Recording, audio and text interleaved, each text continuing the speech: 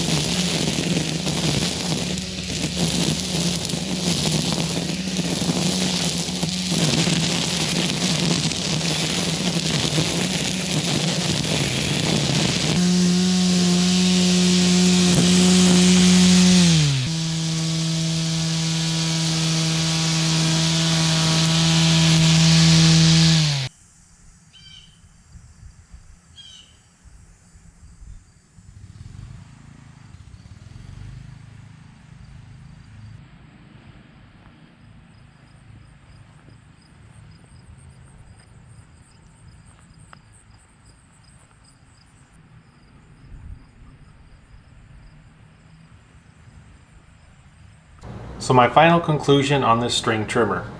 What's amazing to me is there's always the right amount of string coming out of the power head, no matter if you're in light grass or heavy brush. That just works perfect. Number two is going to be the battery life. 1 acre, I can do the entire yard 4 times. That's on high speed. I can put it on low speed when I get around the vinyl siding, and then I go back up to high speed to trim the rest of the yard. Battery life is excellent. The charge time, if it's totally dead, takes an hour. If there's 1 bar left, it takes about 48 to 50 minutes.